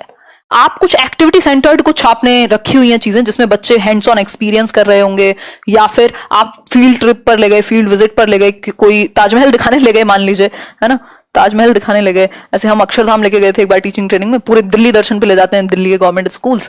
तो अक्षरधाम में पता नहीं उस दिन कौन सा उनको बॉम्ब फटने की कुछ उनको न्यूज मिली थी, तो पूरा उन्होंने जो घंटे खराब किए ना, मतलब बिल्कुल लंका लगी थी। तो फील्ड ट्रिप पे ले जा सकते हैं आप, कहीं कोई एक दृश्य दिखाने, कोई एक ऐसी हिस्टोरिक चीज दिखाने, हिस्टोरिक प्लेस दिखाने ले जा सकते हैं, साइंस म्यूजियम ले जा सकते हैं, जहां आपका मन करे वहां ले जा सकते हैं, अपने घर मत ले जाइएगा बस। ठीक है बात? तो यहां तक की बात खत्म हुई, आगे बढ़ेंगे। तो एक दो क्वेश्चन सॉल्व कर लेते हैं। देखो, शिक्षण सहायक सामग्री हमेशा हेल्प करती है, आपको बेहतर करेगी, आपके शिक्षण को प्रभावी बनाएगी। एक बार क्वेश्चन देख लो। प्राथमिक स्तर की पाठ्य पुस्तक में कार्टून, भाषण, विज्ञापन आदि बच्चों के भाषा क्षमता में विकास या बच्चों के भाषा विकास में क्या है? भाई ये जो आप जितने भी आप पाठ्य पुस्तक यानी बुक्स जो है आपकी टेक्स्ट बुक, वो भी शिक्षण सहायक सामग्री ही है। तो बुक जो है वो सब कुछ नहीं है, यानी कि एकदम सर्वसर्वा नहीं है। उसको ये नहीं मान सकते जो किताब में है वही उसके अलावा कुछ नहीं पढ़ाना। बुक क्या है आपकी? Text book one of the resource है, एक संसाधन का काम करेगी, लेकिन सब कुछ वही नहीं है। तो ये चीज भी हमें ध्यान रखनी है, ठीक है। सिंपल बात है भाई, जो भी विज्ञापन हो, चाहे आप न्यूज़पेपर का कोई कटिंग ले जा रहे हो, ये सब क्या है? सहायक होंगे, हेल्प करेंगे टीचिंग लर्निंग में। ठीक होगी बात? ए ऑप्शन बिल्कुल सही। आगे बढ़ जाएंगे नेक्स्ट क्वेश्चन पर। नेक्स्ट क्वेश्चन है, प्राथमिक स्तर पर भाषा सीखने में भाषा संबंधी कौन सा संसाधन सर्वाधिक महत्वपूर्ण है? यानी आप प्राइमरी लेवल पर लैंग्वेज सिखा रहे हैं, ठीक है बात, तो लैंग्वेज से रिलेटेड कौन सा एक संसाधन, एक रिसोर्स, एक टीचिंग एड ज्यादा महत्वपूर्ण होगा प्राइमरी लेवल पर? बताइए एक बार। बी ऑप्शन, यानी बाल साहित्य। बाल साहित्य, बिल्कुल। बाल साहित्य क्या है? Children's literature. ये भी बहुत अच्छा रिसोर्स है बच्चों के लिए, स्पेशली छोटे लेवल पे। इसमें कहानियां होती हैं, बगुले की कहानियां, ये कहानियां, वो कहानियां, चाचा चौधरी, फलाना ढिमकाना, है ना। कितनी सारी किताबें आती हैं जिसमें नाइट स्टोरीज हैं, मॉरल वैल्यूज भी साथ में दी गई हैं। तो बच्चों को मजा आ रहा है पढ़ने में, इमेजिनेशन डेवलप हो रही है, उसको इंटरेस्ट है एकदम, वो देख रहा है, अलग अलग कैरेक्टर्स हैं, इमेजिनेशन है, क्यूरियोसिटी है, सब कुछ बिल्ड होगी। तो बाल साहित्य ज्यादा बेहतर रहेगा बाकी सबसे। क्यों? क्योंकि बच्चे की कल्पना शक्ति, उसकी जिज्ञासा, सब बेहतर होंगे एक साथ। ठीक है बात। आगे बढ़े, आगे बढ़े। बहुत ही बढ़िया, बाल साहित्य सही है। नेक्स्ट क्वेश्चन पर बढ़ेंगे। चलिए आगे बढ़ते हैं। अब मूल्यांकन एवं उपचारात्मक शिक्षण। मूल्यांकन से भी आप समझ सकते हो, ये जुड़ा हुआ टॉपिक है आपका इवैल्यूएशन से। मूल्यांकन आप देखते हो कि आपने जो टीचिंग लर्निंग के उद्देश्य रखे थे वो किस हद तक सफल हो पाए, या आपको अपने मेथड में और कहां परिवर्तन करने की जरूरत है, बच्चा कितना अचीव कर पाया। ये सारी चीजें इसमें आ जाती हैं। अब आपने इसमें असेस किया, बच्चे को देखा कहां कमी है, तो आप क्या करते हैं? दो चीजें होती हैं। एक तो है निदानात्मक शिक्षण। निदानात्मक यानी कि डायग्नोस्टिक टेस्ट। डायग्नोस्टिक मतलब आप डायग्नोज कर रहे हैं, पता लगा रहे हैं कि बच्चे के जो गैप्स हैं लर्निंग में, उनमें कमी कहां है, मतलब लर्निंग जो है बच्चे की उसमें कमी कहां है, यानी गैप कहां है। जैसे ही आपको वो गैप्स पता लगते हैं, आप उनको फिल करते हैं। फिल कैसे करेंगे? आप रेमेडियल टीचिंग करेंगे। इसके बाद हमेशा याद रखिएगा, डायग्नोस्टिक के बाद रेमेडियल टीचिंग यानी उपचारात्मक शिक्षण होगा। तो रेमेडियल टीचिंग करेंगे। रेमेडियल में आप दोबारा पढ़ा सकते हैं बच्चे को, अलग तरीके से पढ़ा सकते हैं, जहां उसको कमी रह गई थी वो चीज फिर से उसको ठीक करा सकते हैं। तो ये एक बेसिक सी बात हुई। निदान क्या है? डायग्नोस्टिक टीचिंग क्या है? बेसिकली आप बीमार होते हैं, आप डॉक्टर के पास जाते हैं, वो आपको ऐसी दवाइयां नहीं दे देता, या तो वो एक अंदाजा लगाएगा उसके प्रीवियस एक्सपीरियंसेस के बेसिस पे, या फिर आपका टेस्ट कराएगा। अब ये जो टेस्ट है, पता लगाना है, ये जो डायग्नोस्टिक टेस्ट है, इससे पता लगेगा कि गैप कहां है, कि आपके ब्लड में कोई प्रॉब्लम है, कुछ और हुआ है, तो वो डायग्नोज करेगा, पैथोलॉजी लैब भेज देगा अगर खुद नहीं कर पाएगा तो उस केस में उसी तरीके से शिक्षक भी क्या करेगा, एक डॉक्टर की तरह एक काम करेगा और डायग्नोज करेगा कि बच्चे को प्रॉब्लम कहां है। ये जो टेस्ट आपने डायग्नोस्टिक टेस्ट बनाया ये देखने के लिए कि जो मैंने उसको पढ़ाया है उसको कितना अच्छे से समझ में आया, तो इसमें गैप कहां है, वो गैप्स को ढूंढ करके आप उनको फिल करते हैं। रेमेडी जैसे डॉक्टर बाद में दवा देगा, उसी तरीके से आप भी दोबारा अलग तरीके से पढ़ाएंगे, रेमेडियल टीचिंग कराएंगे, उसको रिपीट कर देंगे चीजों को। ठीक है बात। तो रेमेडियल को हम कहते हैं उपचारात्मक, और निदानात्मक जो है हम डायग्नोस्टिक को कहते हैं। ये एक बेसिक सी बात हुई। ठीक है बात। और ये पूरी प्रक्रिया मूल्यांकन में चली रही है। समझ में आ गई होगी बात, ऐसी मैं उम्मीद करती हूँ। I won't become like you ma'am. ऐसा कुछ नहीं है संजू, आप मुझसे बेहतर बन सकते हैं, आप सभी बेहतर हैं, हम सभी अपने आप में यूनिक हैं, बस खुद को बेहतर ये मान के ये नहीं बैठना अरे मैं तो बहुत बेहतर हूँ, हिमांशु ने कहा हम सब यूनिक है, आज से कुछ नहीं करना है, ऐसे नहीं होता है, खुद को बेटर बनाना होता है हर दिन। ठीक है, आगे बढ़ते हैं नेक्स्ट क्वेश्चन पर। देखो एक बार, रीमा ने तीसरी कक्षा में पढ़ने वाली रितिका की भाषा क्षमता, भाषा निष्पादन संबंधी क्रमिक प्रगति का ब्यौरा उसके अभिभावकों को दिया। रीमा ने डैश के आधार पर यह जानकारी दी। रीमा क्या है? शिक्षिका हैं, कोई टीचर हैं यहाँ। ठीक, अब ये जो शिक्षिका हैं इन्होंने ब्यौरा दिया किसको? बच्चे के पेरेंट्स को, उसकी जो भी हरकतें हैं, यानी कि रितिका एक बच्ची है 3rd क्लास की, भाषा प्रयोग की जो क्षमता है यानी लैंग्वेज की जो यूज करने की एबिलिटी है, परफॉर्मेंस कैसी है, और प्रोग्रेसिव रिपोर्ट क्या है, ये किस आधार पर दी होंगी? ये जो जानकारी है ये कहां से दी होंगी? अवलोकन से यानी ऑब्जर्वेशन, पोर्टफोलियो, जांच सूची यानी चेकलिस्ट, या फिर लिखित परीक्षा। बेहतर ऑप्शन कौन सा होगा? चारों सही हो सकते हैं बट बेहतर कौन सा होगा? पोर्टफोलियो। क्रमिक प्रगति यानी कि प्रोग्रेसिव जब रिपोर्ट की बात करें ना, तो पोर्टफोलियो आपका एक क्लास से दूसरे क्लास में भी ट्रांसफर होता रहता है, आपका पूरा कच्चा चिट्ठा होगा इसमें। जैसे वो फोटोग्राफी में बनवाते हैं ना लोग मॉडल पोर्टफोलियो, उसी तरीके से बच्चे की सारी जो भी कर्म कांड है वो सब आपने इसमें स्टोर किए हुए हैं। तो उसका जैसा लैंग्वेज का परफॉर्मेंस है, वो भाषा को किस तरीके से, उसकी क्षमता कैसी है भाषा को इस्तेमाल करने की। देखो प्राइमरी लेवल पर या जनरली भी हम दो चीजों पर बच्चे को बहुत ज्यादा फोकस करते हैं। एक है भाषा की अभिव्यक्ति, चाहे बच्चा गलत बोले, शुरुआत में अटके गलत बोले कुछ भी करे, बट आप उसको एक्सप्रेस करने देते हैं। और दूसरी एक चीज है उसके जो अनुभव है। अब ये दोनों एक दूसरे से जुड़े हुए हैं। जो बच्चे के अनुभव हैं उनको सुनते हैं, हर बात पे उसकी कमियां नहीं निकालते, अदरवाइज वो अगली बार से अपनी बात को एक्सप्रेस करना बंद कर देगा, अभिव्यक्त करना बंद कर देगा खुद को। तो अभिव्यक्ति और एक्सप्रेशन इंपॉर्टेंट है, अपना जो एक्सपीरियंस है उसका शेयर करना, that is very very important. Abhishek बहुत ही बढ़िया, आगे बढ़ जाते हैं इसी बात पर। नेक्स्ट क्वेश्चन आपके सामने, एक छोटा सा पॉइंट और रहता है बस आपका। प्राथमिक स्तर पर बच्चों की भाषा का आकलन करने का उद्देश्य है, यानी कि प्राइमरी लेवल पर अगर आप लैंग्वेज का आकलन कर रहे हैं, असेस कर रहे हैं, तो उसका उद्देश्य, यानी कि हमारा हर चीज के पीछे एक उद्देश्य होता है ना। आप आज ये वीडियो देखने आए हैं तो आपका भी एक उद्देश्य है कि भाई यहां से समझ करके या तो मेरा रिवीजन अच्छे से हो जाएगा, मैं नंबर अच्छे ले आऊंगा, किसी को हिंदी में डर लगता होगा, किसी को हिंदी में कंफ्यूजन होगी, तो चलो देख लेते हैं एक बार, या किसी को ये भी होगा कि भाई हिमांशी जैसे डिस्कस करती है मुझे समझ आ जाता है, तो क्या पता इसमें भी अच्छा समझ आ जाए। तो वही है कहानी। एक था राजा, आगे नहीं सुनाऊंगी, बताओ एक बार, ऐसे साइड इफेक्ट्स हैं ये बॉलीवुड के। बताओ एक बार, उसके भाषा प्रयोग की क्षमता का आकलन। बिल्कुल, जो लैंग्वेज को यूज करने की एबिलिटी है ना, ये हमारे लिए सबसे इंपॉर्टेंट है कि बच्चा प्रयोग कैसे कर पाता है, चाहे वो लिखने में हो, बोलने में हो, कॉन्टेक्स्ट के अकॉर्डिंग, संदर्भ के अनुसार वो यूज कर पाता है लैंग्वेज को या नहीं। ये बहुत बड़ा एक उद्देश्य होगा। ठीक है बात, आगे बढ़ जाएंगे। भाषा कौशल यानी कि लैंग्वेज स्किल्स, ये आप जानते हैं। लैंग्वेज स्किल्स से भी पहले हम छोटी सी चीज पढ़ेंगे, लेखन के प्रकार, लिखना, हालांकि इसको बाद में पढ़ेंगे, पहले भाषा कौशल पढ़ते हैं। लैंग्वेज की 4 बेसिक स्किल्स होती हैं, 4 बेसिक स्किल्स होती हैं भाषा के कौशल, है ना। सुनना, बोलना, पढ़ना और लिखना। सुनना यानी लिसनिंग, स्पीकिंग, रीडिंग और राइटिंग। ये इसी क्रम में होनी चाहिए, इनका जो क्रम है वो यही रहेगा, इसको चेंज नहीं करेंगे हम। ठीक, L for listening, S for speaking, R for reading and last one is your writing, लिखना।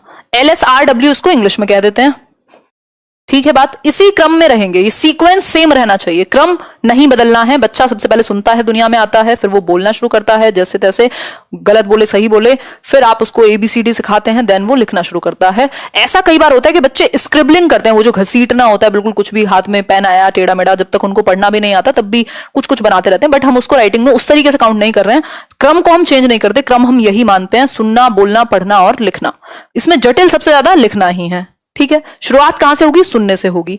ठीक, अब इसको भी हम 2 भागों में विभाजित कर देते हैं। फटाफट से लिख के बताओ कौन से हैं वो 2 भाग, आप जानते होगे इसको। लिसनिंग यानी कि सुनना, और पढ़ना, ये क्या है? ग्रम्यात्मक कौशल है। क्या है? ग्रम्यात्मक कौशल है। ग्रम्यात्मक गलत हो जाए तो मत कीजिएगा, माफ। ग्रम्यात्मक कौशल यानी कि रिसेप्टिव स्किल, जिसमें आप ग्रहण कर रहे हैं मटेरियल, जैसे मैं अभी बोल रही हूं और आप सुन रहे हैं, तो सुनना क्या हुआ? ग्रम्यात्मक हुआ, यानी आप ग्रहण कर रहे हैं, रिसेप्टिव है। इसको पैसिव भी कहते हैं क्योंकि आप पैसिव बैठे हुए हैं कुछ हद तक, और मैं ज्यादा एक्टिव हूं, यानी बोलना एक्टिव है कंपैरेटिवली। अब है सुनना और लिखना, सॉरी, बोलना और लिखना। देखते हैं बोलना और लिखना। बोलना मतलब आप लैंग्वेज को प्रोड्यूस कर रहे हैं, और लिखने में भी आप लैंग्वेज को प्रोड्यूस कर रहे हैं, यानी कि उत्पादन होता है भाषा का। यहां बिल्कुल 100% सच्ची बात है, तो इसको उत्पादनात्मक कौशल कहेंगे, उत्पादनात्मक कौशल कहेंगे। ठीक, प्रोडक्टिव स्किल्स भी कह देते हैं, और इनको सक्रिय कहेंगे, यानी एक्टिव स्किल्स, उनको पैसिव भी कह देते हैं। ठीक है बात यहां तक की। अभी और भी सेशन है, इसमें रहती हैं चीजें। हाँ, मॉन्टेसरी अलग बात कहती हैं, बिल्कुल सही बात है। मॉन्टेसरी कहेंगे लिखना पहले आएगा। चलो फिर आगे बढ़ते हैं, लेकिन इन जनरल हम पेडागोजी में इसी सीक्वेंस को फॉलो करेंगे। अब लिखने के, देखो अब हमारा उद्देश्य क्या होना चाहिए? सुनना है तो बच्चा एक्टिव लिसनिंग कर पाए, या एक अच्छा लिसनर बन पाए, सुन पाए सामने वाले की बात को, तब अपनी बात कहे, या फिर सुन करके सही तरीके से कॉम्प्रीहेंड कर पाए, समझ पाए, सिर्फ वर्ड्स को नहीं सुनना, समझ पाना है जरूरी। बोलना है तो आप क्लैरिटी, फ्लुएंसी हो, आपके धारा प्रवाहिता हो बोलने में, एक्यूरेसी भी हो लिखने की, अगर हम बात करें तो एक्यूरेट हो, या बोल भी रहे हैं तब भी आप एक्यूरेटली शब्दों का इस्तेमाल कर सकते हैं, है ना। पढ़ना में फिर वही बात है, आपका जो सस्वर पठन है और एक होता है आपका मौन पठन। सस्वर मतलब जब आप लाउड रीडिंग कर रहे होते हैं, उससे आपकी जो मिस्टेक्स हैं वो जल्दी से क्लियर हो जाती हैं, क्योंकि आपके कान भी सुन रहे हैं, टीचर भी सुन रहा है। और जो मौन पठन है, यानी कि आप साइलेंट रीडिंग जब करते हैं तो उससे आपकी स्पीड तो तेज होती है, लेकिन छोटे बच्चों के लिए साइलेंट रीडिंग से ज्यादा बेहतर है सस्वर पठन यानी कि लाउड रीडिंग। ठीक हो गई बात। अब इसमें अगर हम बात करें तो लिखना आ गया। लिखने में फिर वही है, लिखने के प्रकार हैं 3, जिसमें आप सही डिस्टेंस छोड़ करके लिखें, श्रोर रेखा यानी जो ऊपर वाली लाइन है उसको सही तरीके से लिखें, लेटर्स का जो साइज है अक्षरों का उसको सेम बनाएं। भाई अगर यहाँ सेम नहीं होता, ऊंचा नीचा होता है तो अजीब सा दिखेगा। ठीक है बात। अब वो जो डॉक्टर्स हैं उनकी राइटिंग जो है वो सेम उसमें नहीं होगी। क्लियर हो गई बात। आगे बढ़ जाएं इसी बात पर आगे बढ़ेंगे। मजा आ गया आपके साथ, बहुत बढ़िया शिवांगी, मुझे भी डिस्कशन में मजा आता है आप लोगों के साथ। देखो एक बार अब इसको थोड़ा सा समझने का प्रयास करेंगे। लेखन के प्रकार यानी टाइप्स ऑफ राइटिंग कह सकते हैं। अब सुलेख है एक। सुलेख मतलब बिल्कुल सुंदर सुंदर, जो हम लिखते थे ना सजा के, नोटबुक दे दी वहां से आपने सुलेख उतारा है, बिल्कुल एकदम सुंदर सजा के एकदम प्यारा प्यारा लिख के लाए हो आप, है ना।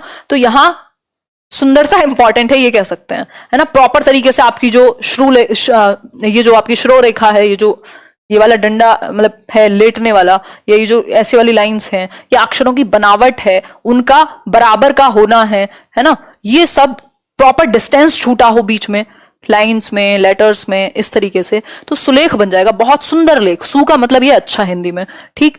अनुलेख क्या है, यानी कि किसी ने लिखा हुआ है या तो एक पैटर्न पहले से बना हुआ है। जैसे आप देखते हैं हिंदी की आजकल 4 लाइन वाली कॉपीज आती हैं स्कूल्स में, इंग्लिश में 3 लाइन वाली आती हैं। अब इस केस में जो है बच्चों को पता है कि भाई मुझे अ जो है इन दोनों पहले से आ बना हुआ है, वो जो डॉट डॉट वाला नहीं बनाया हुआ होता कि उसमें फिर आप हाथ चलाते थे, है ना। मेरे तो इतनी सुंदर अनुलेख बन जाएगा कि आप बच्चा मुझसे अच्छा ही बना लेगा फिर, छोड़ो खैर। अनुलेख मतलब आपको पहले से एक प्रॉपर स्टैंडर्ड फॉर्म दी हुई है, आप उसके ऊपर या तो बना रहे हैं या तो वो कर्सिव राइटिंग जैसे आप प्रैक्टिस करते थे वो अनुलेख ही है। ठीक। एक स्टैंडर्ड फॉर्म को आप प्रैक्टिस कर रहे हैं। ठीक है बात। बहुत बढ़िया जी, आपको देखकर लिखा, बहुत बढ़िया लिखा। आगे बढ़ते हैं। श्रुत लेख होता है डिक्टेशन ही, इससे बड़ा क्वेश्चन पूछा जाता है, ये इंपॉर्टेंट है। डिक्टेशन इमला कह देते थे जिसको हम, सुन करके बच्चा लिखेगा यहां, यानी कि जो वर्तनी की अशुद्धि है, वर्तनी मतलब स्पेलिंग मिस्टेक्स जो है आपकी कम हो जाती हैं श्रुत लेख में, क्योंकि आप एक तो लिसनिंग आपकी एक्टिव होगी, ध्यान से सुनेगा बच्चा तभी लिख पाएगा, और फिर वो उसकी जो मिस्टेक्स आती हैं श्रुत लेख में, डिक्टेशन में, उसको ठीक किया जाता है और आप सही से, आपकी जो स्पेलिंग मिस्टेक है वो कम होने लगती है। तो ये तो आप सभी ने एक्सपीरियंस किए होंगे। लेखन के प्रकार, कोई समस्या हो जीवन में तो बताओ, तभी आगे बढ़ेंगे। पहले समस्याओं को दूर करेंगे। 20 टाइम्स रिपीट क्यों करते हैं कुछ लोग कमेंट? क्योंकि उनको मजा आता है इस चीज में, सीख लो भाई, है ना। यही समस्या है कि जो बहुत सारे काम के कमेंट हैं वो भी नहीं मिल पाते हैं, और शायद मैं नहीं पढ़ पाती हूँ, कई बार इसलिए भी करते होंगे। तो गलत और सही कुछ नहीं होता, जस्ट पर्सपेक्टिव्स हैं जीवन में, तो हम बेटर वी डोंट जज एनीवन, है ना। अरे मजाक की बातें कर रही हूँ, इनको दिल पे मत ले जाना।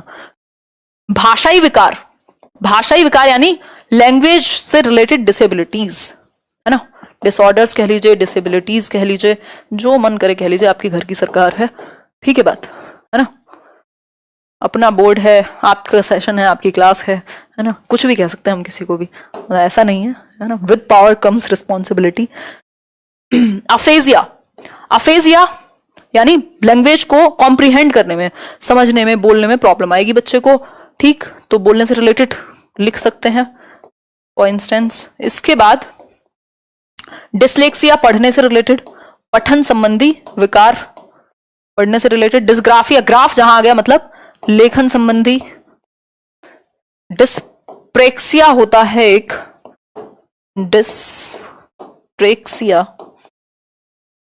डिस्प्रेक्सिया है मोटर स्किल्स में आपके प्रॉब्लम है। मोटर मतलब गत्यात्मक कौशलों में, चलने फिरने में, उसकी वजह से बोलने में भी हो सकती है, उसकी वजह से पेन पकड़ने में भी हो सकती है, तो ओवरऑल लैंग्वेज में ही प्रॉब्लम आ जाएगी फिर।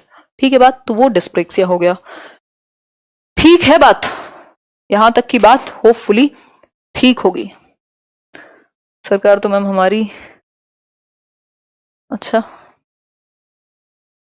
पता नहीं यार, समझी नहीं मैं दिनेश, खतरनाक बातें करते हैं कई लोग, तो मजाक में ही बोलती हूँ, आप तो दिल पे ले जाते हो। देखो एक बार, एक बहुभाषिकता बहुत प्यारा सा टॉपिक बचा हुआ है, बाकी सब खत्म है आज के लिए। पठन वैकल्प, अगली बार कोई कहे हिंदी में नंबर लाने तो ये वाली वीडियो शेयर कर दीजिएगा, है ना, ये हेल्प करेगी। अगर हम बात करें पठन वैफल्य यानी कि पढ़ने में विफलता, बस हिंदी को तोड़ के देखने की जरूरत होती है, अदरवाइज तो कोई दिक्कत नहीं है। पठन वैफल्य यानी कि पढ़ने में विफलता, पढ़ने में प्रॉब्लम हो रही है। प्राथमिक लक्षण क्या है इसके? न्यून अवधान विकार यानी कि वही अटेंशन में डेफिसिट, अपसारी चिंतन यानी अपसारी मतलब डाइवर्जेंट, धारा प्रवाहिता यानी फ्लुएंसी में कमी, धारा प्रवाह पढ़ने की अक्षमता, या क्या होगा इसका सही आंसर? प्रैक्टिस करा देंगे यार, क्यों टेंशन ले रहे हो। धारा प्रवाह पढ़ने की अक्षमता, भाई फ्लुएंटली क्या बोल रही हूं मैं, फ्लुएंटली पढ़ने में प्रॉब्लम होती है, फ्लुएंटली पढ़ने में प्रॉब्लम होती है बच्चे को, है ना। जैसे मुझे अभी बोलने में हो रही है तो फ्लुएंटली नहीं बोल पाता, सॉरी पढ़ नहीं पाता। जैसे ईशान अवस्थी का अगर हम एग्जांपल लें, तारे जमीन पर में, ठीक है बात। आगे बढ़ते हैं। बहुभाषिकता, बहुभाषिकता यानी मल्टीलिंगुअलिज्म, अमेजिंग सा टॉपिक। एक एक नंबर इंग्लिश हिंदी में मिनिमम आएगा आपका, इवन कई जगह पर आ जाएगा, सीडीपी में, इवन आपका वो जो आपका ईवीएस और ये है सुलेख नहीं है, ये बहुभाषिकता की बात करते हैं। मल्टीलिंगुअलिज्म यानी एक कक्षा में एक से ज्यादा भाषाएं बोलने वाले बच्चे हो सकते हैं। एक बच्चे की मदर टंग तमिल हो सकती है, दूसरे की हिंदी हो सकती है, तीसरे की पंजाबी हो सकती है, चौथे की संस्कृत हो सकती है, तमिल तेलुगु कुछ भी हो सकती है ना, भोजपुरी हो सकती है, पता नहीं इसमें क्या स्पेलिंग मिस्टेक है, देख लेना एक बार, ठीक है बात। हाँ बिल्कुल बच के रहिएगा। वाह पूजा जी वाह, ऐसे गाने याद मत करो, यहाँ जो पेपर में जब गाने याद आएंगे ना, देखो एक बार। तमिल की अगर हम बात करें तो मतलब एक भाषा में, क्या बोल रही हूँ, एक कक्षा में कई भाषाएं वाले बच्चे हो सकते हैं जिनकी मदर टंग डिफरेंट हो, यानी बहुभाषिता कहते हैं इसको, और हम इसको एक रिसोर्स मान के चलते हैं। ये क्या है हमारे लिए? एक संसाधन का काम करेगी, रुकावट का नहीं। बस यही बात याद रख लेना, बेड़ा पार है। रिसोर्स का काम करेगी बहुभाषिता, ना कि संसाधन का काम करेगी, ना कि रुकावट का, ठीक है बात। संसाधन का काम करेगी, रुकावट का नहीं। क्यों? क्योंकि बच्चे आपस में इंटरेक्ट करेंगे, अपनी जो भी मातृभाषा एटलीस्ट खुद को एक्सप्रेस तो करें। सबसे बड़ा उद्देश्य क्या है कि वो अभिव्यक्त तो करें, अपने अनुभव शेयर तो करें। भाषा जो आप स्टैंडर्ड मानक भाषा है, या जो भी आप क्लासरूम में टारगेट लैंग्वेज लक्ष्य भाषा सिखाना चाहते हैं, वो तो वो सीख जाएंगे, लेकिन एटलीस्ट वो अपनी मदर टंग में एक्सप्रेस तो करें। बच्चे एक दूसरे से कुछ कुछ वर्ड यूज सीख सकते हैं। इवन आप देखते हैं कि अभी फॉर एग्जाम्पल हमारे प्राइम मिनिस्टर, अब इसको पॉलिटिकल बनाने की जरूरत नहीं है, प्राइम मिनिस्टर एक पोस्ट मतलब एक कुर्सी है, उसकी हम बात कर रहे हैं, हाँ किसी पार्टी की नहीं, ठीक है बात। तो हमारे प्राइम मिनिस्टर अभी कोई कुछ कहीं का था, कुछ बंगाल में कुछ हुआ था या पता नहीं कुछ, तो मेरी नजर पड़ी तो उन्होंने कुछ शब्द यूज किए वहां के। क्यों? क्योंकि वहां के लोगों को कनेक्ट करने के लिए। बहुभाषिता है, जरूरी नहीं है टीचर को सारी चीजें आती हो, आप कनेक्ट करने के लिए यूज कर सकते हो, या फिर बच्चे आपस में एक दूसरे से कुछ कुछ वर्ड सीख सकते हैं, यानी कि कंफर्टेबल एनवायरनमेंट होना चाहिए। कुल मिला के बात यह है। तो बहुभाषिकता जो है, बहुभाषिता जो है, मल्टीलिंगुअलिज्म बेहतर है, रुकावट नहीं बनना चाहिए। आप बच्चे की जो मदर टंग है उसका यूज करके उसको वो भाषा सिखा सकते हैं जो आप सिखाना चाहते हैं, लक्ष्य भाषा, यानी कि आप इसको आधार बना सकते हैं, या कह सकते हैं कि something is better than nothing. या बच्चा जो भी अपने घर से लेकर के आता है, ये पेडागोजी का रूल है, बच्चा अपने घर से अपने अनुभव लेके आए, अपनी भाषा लेके आए, अपनी आर्थिक स्थिति लेके आए, अपना कल्चर यानी अपना संस्कृति लेके आए, अपना समाज लेके आए, जो भी लेके आए वो अच्छा है, और आपको उसका यूज करना है कुछ बेहतर बिल्ड करने के लिए। तो ये चीज बेसिक है, ठीक है बात जी। धन्यवाद शिवांगी। आगे बढ़ते हैं। एक क्वेश्चन आपके सामने प्रस्तुत किया जाता है, बस खत्म हो चुका है आज का सेशन। आप लोगों ने बहुत ही अच्छा साथ दिया है ना, तो इसी तरीके से सीखते रहेंगे, कुछ कुछ मास्टर क्लासेस करते रहेंगे, अलग अलग सब्जेक्ट्स करेंगे अलग अलग दिन, और अगस्त में प्लान है कि डेली इंग्लिश टूल्स को वापस लाया जाए। एक बार ट्रायल रन करके देखेंगे, आप लोग का जैसा रिस्पॉन्स रहेगा उस पर काम करेंगे फिर। बहुभाषिकता हमारी पहचान भी है, और हमारी क्या, भाई भारत विविधताओं का देश कहा जाता है ना, यहाँ बोली और पानी जो है वो बदलता रहता है ना, फूड के इतने वेरिएंट डाइवर्सिटी है हमारे देश में। तो क्या है बहुभाषिता, एक बार जवाब देकर के बता दीजिए। आंसर क्या होगा? सभ्यता और संस्कृति। एग्जैक्टली जो हमारी संस्कृति, जो हमारा प्राचीन काल से चली आ रही हैं चीजें, तो ये हमारी सभ्यता और संस्कृति का अभिन्न अंग है। इसमें संस्कृति और साहित्य मत लगा देना, गलत हो जाएगा, वो उनकी मर्जी, उनकी इच्छा, वो क्यों नहीं मानते संस्कृति और साहित्य को, सभ्यता और संस्कृति को ज्यादा मानेंगे, यानी जो हमारे पहले से चली आ रही हैं चीजें उसको सपोर्ट ही करती है, जो मल्टीलिंगुअलिज्म है, क्योंकि अंतर है हमारे देश में, सब एक जैसे नहीं है, ठीक है बात। अच्छी लगी क्लास, बहुत ही सुखद अनुभव होता है मुझे, इससे ज्यादा बेहतर कभी फील नहीं होता जब सेशन बहुत अमेजिंग हो। मैं बिल्कुल डूब के डिस्कस